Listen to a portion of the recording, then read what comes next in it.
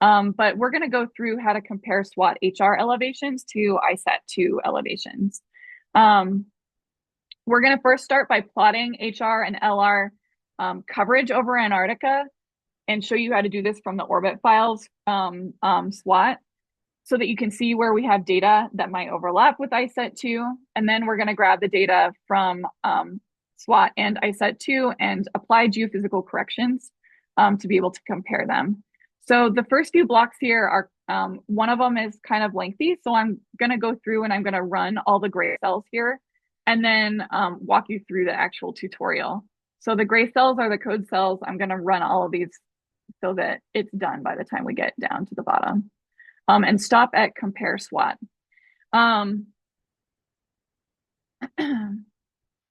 So the learning objectives are to plot the availability of LR and HR data over Antarctica, then grab data from ICESat-2 land ice elevations, which is the ATL06 product, and compare them to SWOT HR, correct for differing geophysical corrections, and then advect the ice between acquisitions. So we're doing this over an ice shelf. The ice moves. If there's several weeks between an ICESat-2 acquisition and a SWOT acquisition, then we need to advect the ice to be able to make that comparable because the ice has moved. And then we'll plot the comparison after that. We'll start by visualizing, and this is going to be like kind of a no-brainer. These are the different data sets we're going to use, and we're going to reproject them. And so if you want to access those data sets, the links are here. Descriptions for them are here.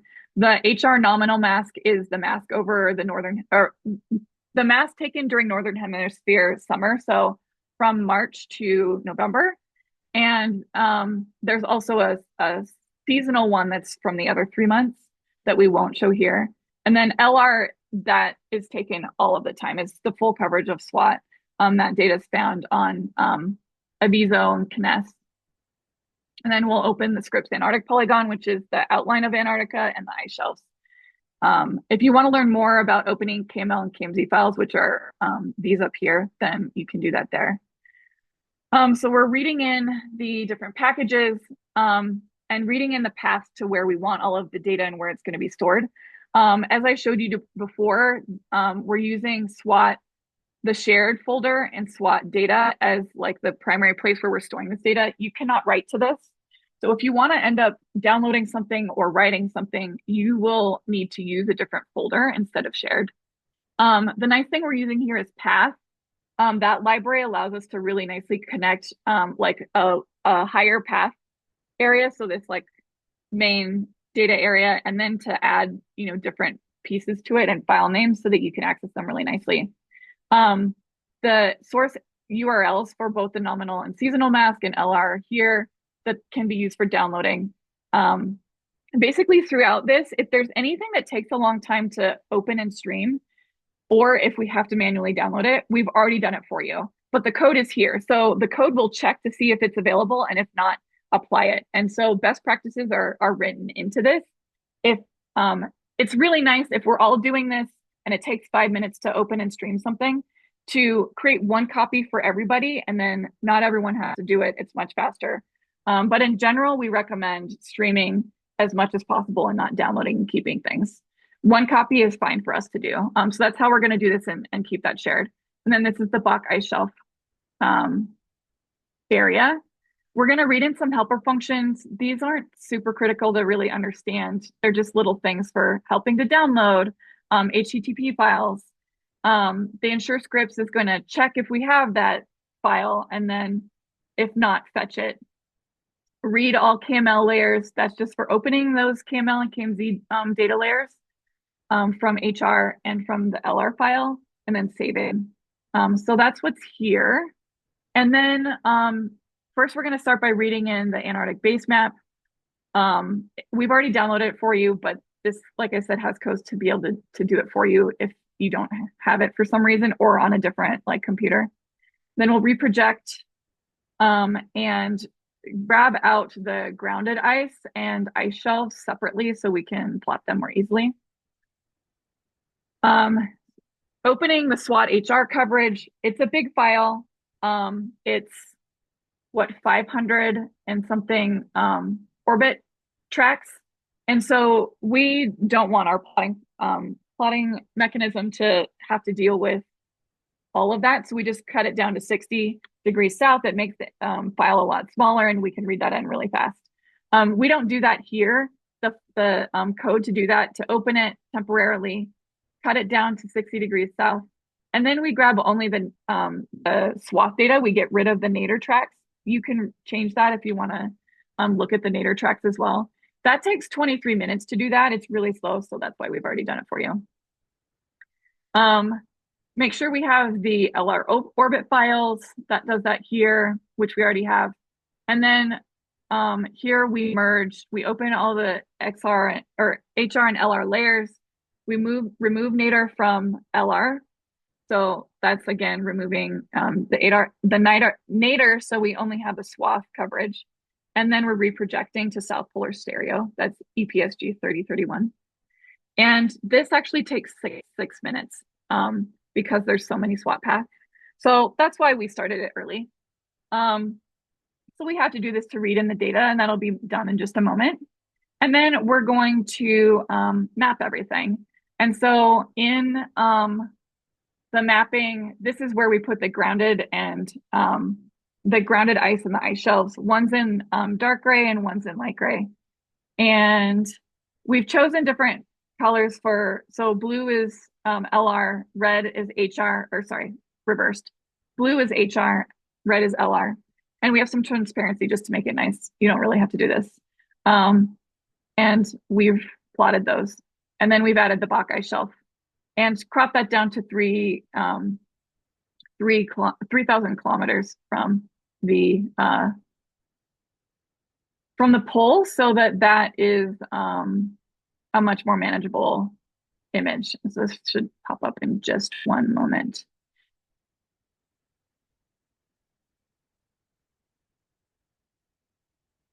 Does anyone have any questions so far? And definitely add it into the chat if you do have questions.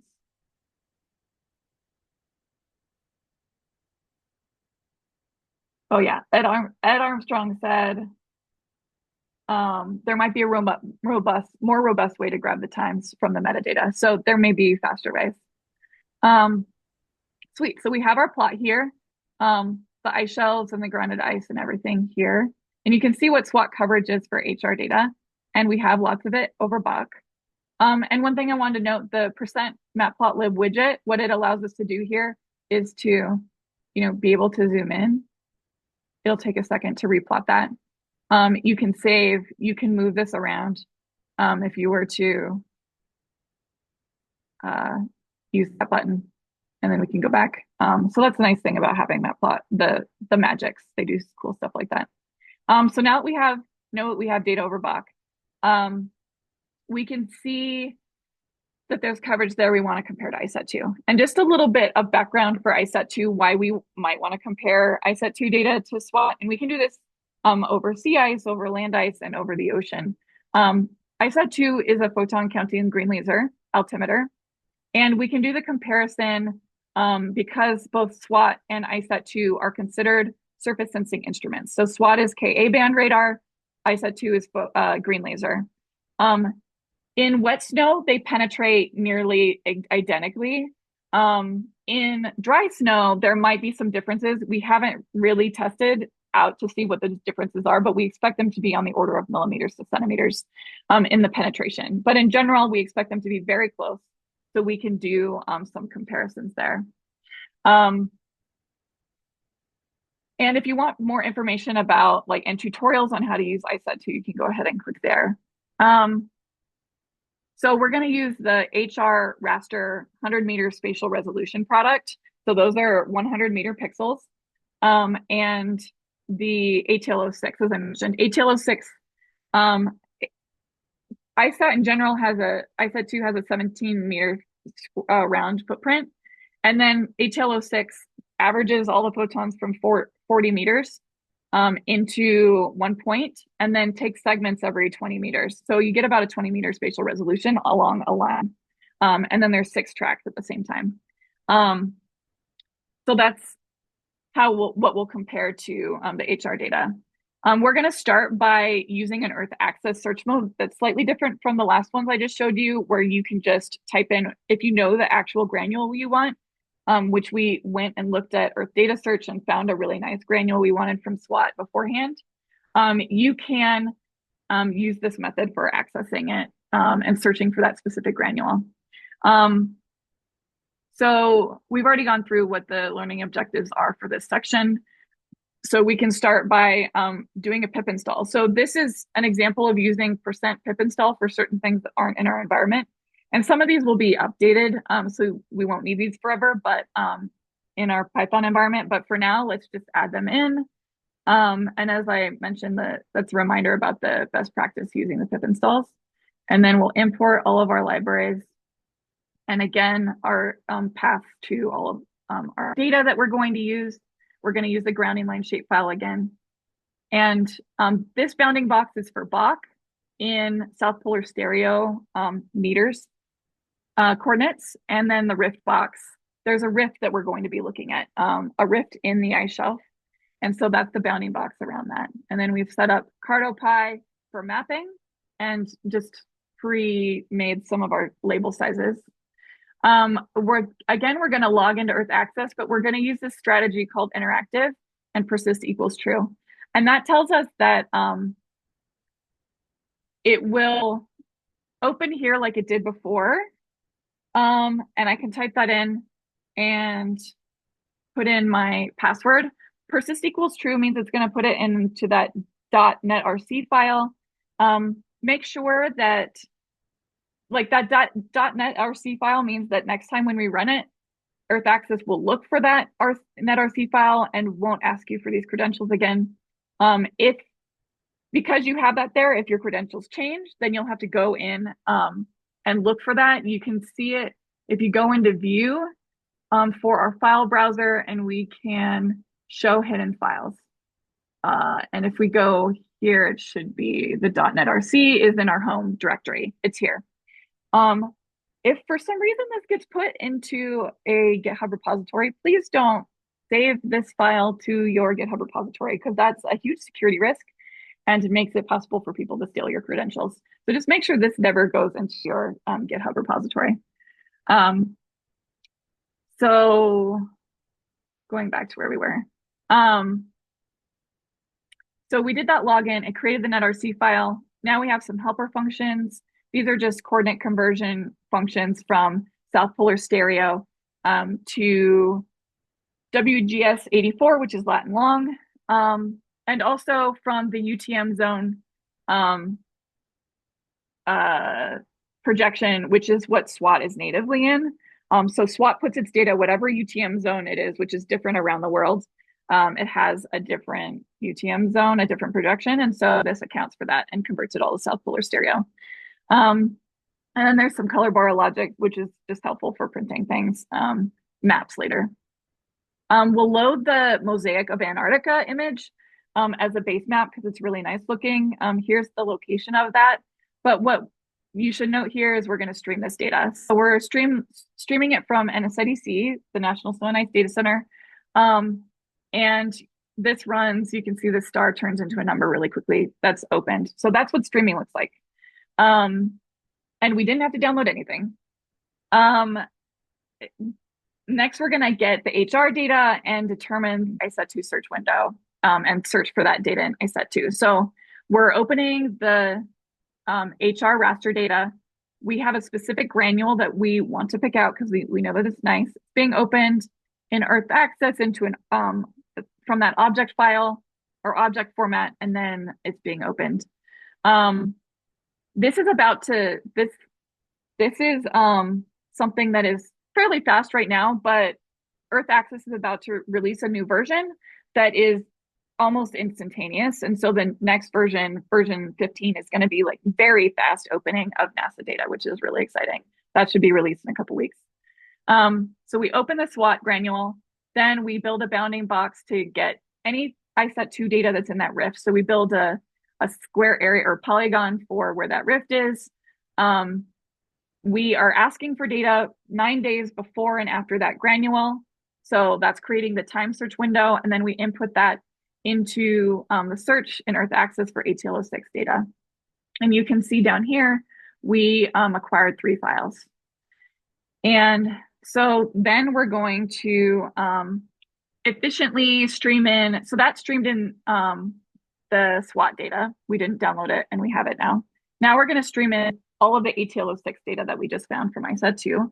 And we have all of the different beams. Those get read in differently.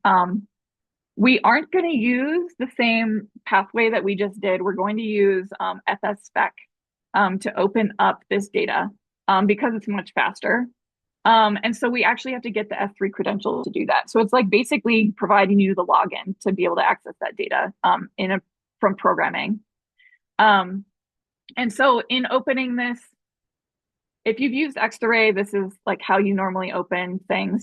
We're going to use the H5 netcdf file. That's for netcdf and HDF5 file types. You have to read in them group by group. So we'll read in the land ice segments. That's going to be all of the heights. We'll read in the DEM file. That's got the geoid in it, and the geophysical has all the tide corrections and stuff. And then what you'll notice, this like block size thing that we've added here, this isn't normal to add, but this helps. This is specific to ICESat-2 data. It helps speed it up. So we have people who have made this basically cloud optimized using this input. It's kind of clunky, and we're getting it put into the data. So it's baked into Earth Access. But for now, we do this, and reading this data is way faster. It's about 10 times faster when we add those keyword arguments. Then we grab each of the kinds of data that we want, latitude, longitude from all of this, and put them into their own little data pieces, including all the things that I listed for corrections. And then we mask the bad data. And then at the end here, we convert from decimal time to decimal years using the ICESat-2 toolkit. And so you can see we've loaded 18 beams. So again, that's 3 passes by ICESat-2, and each of them has 6 beams. So that's why we have 18 loaded. And then we want to preview these because we only want to compare one of these beams, maybe at the moment, to SWOT. We want to see which one's the nicest, which has the best data, which one has coverage of the ice shelf that we really want. So we're going to plot all of them over the SWOT swath and have the MOA context map in the background so that it looks nice. We're using the start and end here as these are indices. So 0 through 18, that's going to read in all of them. If you only want to look at a few, you can by changing those numbers. And we've color coded all of the ICESat-2 beams so that you can separate them out and see which one is which based on number. So the ICESat-2 index 0 through 18, you can see the purple and blue ones are the ones over this rift that we have here in the ice shelf that we can see in SWOT data. So here's the SWOT image. Here's the ICESat-2 tracks that we picked out. And really only 2 of them really cross the crevasse where we want to see. And the purple one has a little bit better data. You can see this data cap here. That can happen from like clouds or something. So we want this purple one. And so we grab that index out and we will use it as we move forward, just that one beam. So that's the second track of this file here. And so you can see all the files here. So when we narrow this down to a smaller range, you can narrow down what the names are for each of those.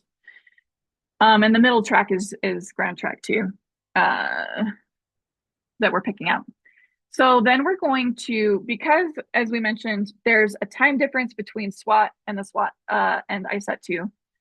ICESat-2 is taken on May 15th, which is right there. SWOT was taken on May 25th. And so we need to correct for how much the ice has moved during that time. So we need to bring in the measures ice velocity data using Earth Access, streaming it in again, and apply, basically move the ICESat-2 track to SWOT so that they can be comparable. So we're opening that data set and we're cropping that area to the block area. And we are going to advect using a string of different functions here. First, we're going to create this function here. This helps to prep the function for, or prep all of this for like creating a regular grid. So we have a lookup for the grid, and we can efficiently find data in that grid really quickly. So it's 10 times faster than using the native grid for interpolation. So it creates this lookup table for the grid. Then we make a copy of the ICESat-2 data so we don't change it. We apply a spatial mask down to that Bach region and get rid of all the rest of the data to make this much more efficient. And then we convert times. We get the time step, get the time difference between SWOT and ICESat-2, and then we set up the time steps that this integration is going to do. Because as ice propagates, the ice in one point moves faster and ice in the next point may move slower, or the opposite. And so this takes 1-day time steps and does an integration of the velocity so that we get a much more accurate propagation of that pixel from ICESat-2 to the new SWOT time. And so that's just kind of integrated here, and we interpolate across those time steps. And so now we have an ICESat-2 track that has been moved to where we expect it to be when the SWOT acquisition is taken. Next, make sure that I ran that. Next, we apply the geophysical corrections to SWOT and ICESat-2. So one of the first things that we need to do is do a tidal correction. We use CATS 2008, the newest version that came out. ICESat-2 and SWOT provide elevations. They're at different tidal heights at different times. So we have to correct for the fact that tides are different at those different times. And we model what those tides are and subtract that from the signal that we see in SWOT and ICESat-2 so that we can have a fair comparison. We use CATS 2008 instead of the ones that are native in those, like SWOT uses a different one than this tide model. CATS is the best one around Antarctica because it takes into account the fact that there's ocean cavities underneath ice shelves and things like that. So it really accurately predicts models around Antarctica. So that's why we use that. And PyTMD is a Python library that runs CATS. And it can run other models as well, but we use PyTMD. And we fetch one of the files, the CATS tide model file, from an S3 bucket that one of our colleagues has publicly, and puts it in the PyTMD data path. So that ends up bringing in a netcdf file that we can use. If this file ever moves out of our colleague's S3 bucket, then you can find it on USAP. You have to manually download it. It's a pain because they have this CAPTCHA function that prevents you from automating download or streaming the data. You can manually download it from there though, if you need it.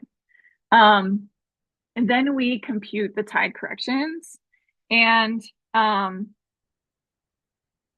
gonna actually run these really quickly so that they have a second to run. So we compute the tide in 2 steps.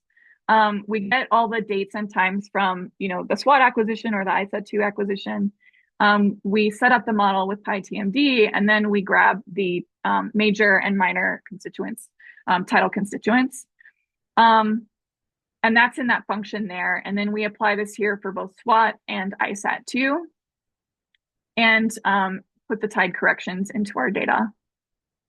And then we need to think about all the other geophysical constituents. And for the version D in SWOT, we use the variable WSE, which is water surface equivalent.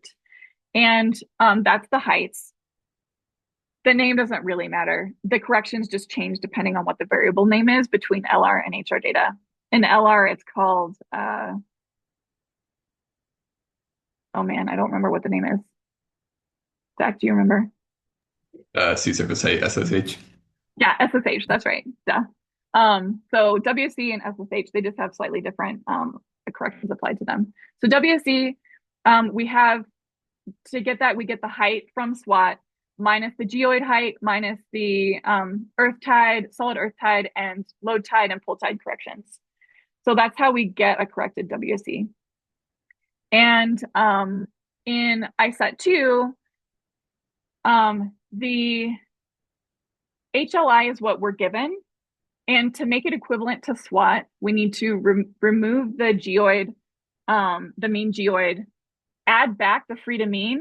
So in the HLI product, it actually used the free to mean geoid, and SWOT uses the mean reference frame. So we need to swap those out. So that's what we're doing there.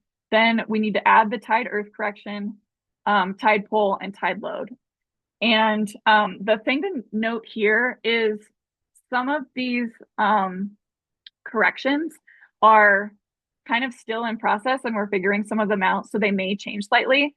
So make sure each time that you use this, you pull the updated version of the tutorial in case something has changed or we've added something. But the geophysical corrections, the products and things are evolving, so these things may change slightly in making them equivalent. And so to apply those corrections, we just do this to ICESat-2. And the only thing missing here are the tidal inputs, which we'll do in a second. And then what is really important for comparing SWOT and ICESat-2 is SWOT, we have a 100-meter pixel, and ICESat-2 has points along that. So we want to interpolate from the middle point of the SWOT raster image to those exact points for ICESat-2. You can do it in the opposite direction if you want, but to do exact comparisons, we want to get to that exact point in ICESat-2. So we do that interpolation.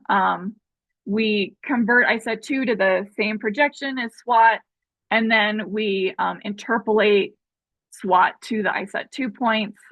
And then we get rid of any data from ICESat-2 that is outside of the SWOT image. We compute the sigma, the error on SWOT data based on the WC sigma, and crop all this data again. And then we apply the tidal corrections. I need to make sure that I've run all of this so I don't forget while I'm talking to you. And then we plot all of it. In the plot, we have like the base map, like we talked about, the grounded ice. We have the advective points, putting that data onto the image from SWOT. And then we do the cross sections for ICESat-2 versus SWOT. And that's going to give us a line plot, and then we'll have the legend and stuff plot up here as well. So when we do this comparison, here's an inset of Antarctica. Here's the SWOT map. The red is the area that we've cropped down to in ICESat-2, and you can see it's covering that rift. And then down here is the comparison that we have. So you can see the error on SWOT and ICESat-2 data. It looks really nice in most places. Within the rift, we see some differences based on likely the spatial resolutions that we have. But you see this nice comparison. So we've provided you with code to get this coincident SWOT HR data and ETL06. We brought them to a comparable reference and propagated them to the same location, applied the geophysical corrections, and plotted it here. So that is our tutorial. I'd love any questions about this tutorial. If you have questions about the geophysical corrections, and also about CryoCloud in general. And we welcome questions from everybody, early careers. Yeah, please feel free to open up. You can also type into the chat and we can answer from the chat if you don't want to come on screen or mention anything. And I see a question from Khalil. As I understand, this is a multi-sensor analysis between SWOT and ICESat-2. How do you manage this in the code? And we've talked a bit about that. How much time difference is allowed between SWOT and ICESat-2? Ideally minimal, but there are times we have done comparisons between an ICESat-2 acquisition that was a year and a half ago, and then you can do like time steps and whatever. So then you would be propagating over a year and a half, doing that like ice velocity change. And so it depends on what the application is. If you're interested in knowing like what one season is to the next, and you can see the height difference between SWOT and ICESat-2, then having a large time difference is fine. And you can note that, there's um, all of the precipitation processes, like it's snowing in one season, it's melting in another season, there's compaction going on, which will make these differences. But so you can use them for both. But now that we like start to say that if they're very close in time, like we have here, which is like a few days, that we can get really nice results and they look very similar, then we can start expanding out to larger amounts of time.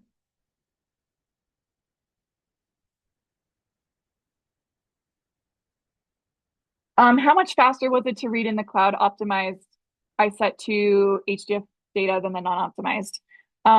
That it was about 10 times speed up. And it'll probably be with the new improvements to Earth access. I'm hoping that it's like even a little bit faster than that. But it should go from being like 30 seconds for a granule with ICESat-2, because ICESat-2 is kind of small. The way that they constructed the data was like meant to be read by a computer, like our normal laptop system. And like it's broken up to be like very small chunks. And so like how you construct your data, the data format, the compression, and the chunking size is really important for working in the cloud. And so tiny chunking sizes means that the cloud has to read them all like a lot, do a lot. Whereas if you have a large chunking size, it just needs to do one grab. And in the cloud, what's nice, cloud optimized data formats tend to allow you to grab a piece of an image instead of the entire thing. So it can grab whatever your chunking size is really easily. And you don't have to read in all the rest of the data. So that's what the lazy loading does. It gives you the metadata like structure. And then if you only use the small chunk here in the middle, you only grab that data. So that's the beauty of cloud optimized data formats. ICESat-2 was built before we were using the cloud. So it was really inefficient for working in the cloud, which reads very differently than our normal systems. And so the way that we read it in with those like keyword arguments helps to speed it up. So it went from 30 seconds to maybe like half a second to read in one granule. Yeah. Natasha said here, can I have one follow-up question? Uh-huh. Yeah, so the what was the chunking size that was chosen then for the ICESat granules, and what is that new feature you're referring to in Earth Access to take advantage of this chunking, if I understand it right? Um, I forget what the chunk. Zach, do you know what the chunking size is for ICESat-2? No, not off the top of my head. But the point is that in this new version of Earth Access is that we're not going to have to think about and figure out why that's the correct chunking size because it's going to all be done under the hood for you when you just use the default parameters. I see. So it's gonna like on the fly figure out what that chunking size is and use that to like open data, right? It doesn't So on the fly. From my understanding, uh, there's two things that are being updated. One is that the data producer can put that information in so that Earth Access can like know it. So it's going to be up to the data producer to put that information in. But two, it's also using this new object-oriented library for reading in data that's really fast, from my understanding. And I don't remember what that library is. They just developed it like a week ago. So it hasn't been so released yet, but it's good. fast. Yeah. So is there like a structured metadata field to put that information for the data producer? Not yet. Uh, That'll be coming out from Earth Access, from my understanding.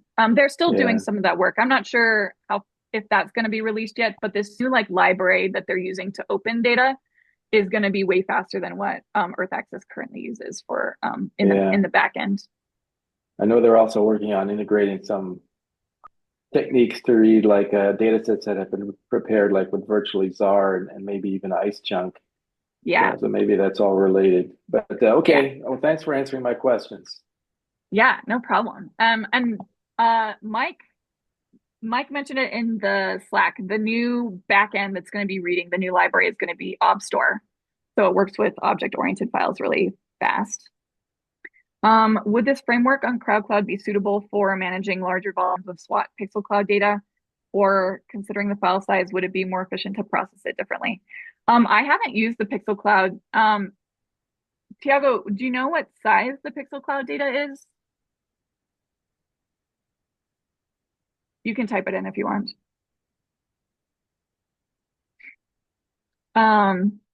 Yeah, 1 GB. So the data can be streamed in. So it'll be a little bit slower to read in some of this data, but 1 GB is totally fine. Like when we were choosing our compute size, 32 GB is what we're allowed.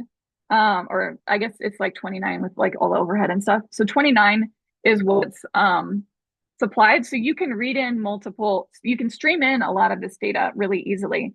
And that includes pixel cloud data. If you want to get to large file sizes or doing a ton of that data, reading it all in at once, you might have to get creative if you're doing like more than 30 images at a time. But sometimes you can open one, do the processing, spit it out, do the next one, and then it goes really fast. And then you don't have to worry about reading in like 100 at the same time. I need to note,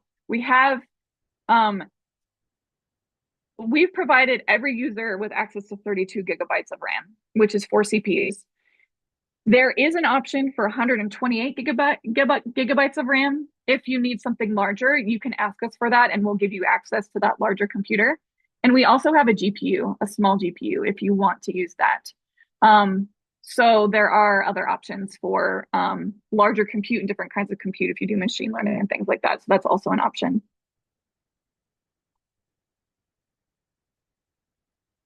All right, so we're at the top of the hour. I hope that all of this has been really useful for you. If you have any questions about using CryoCloud, definitely use our Slack.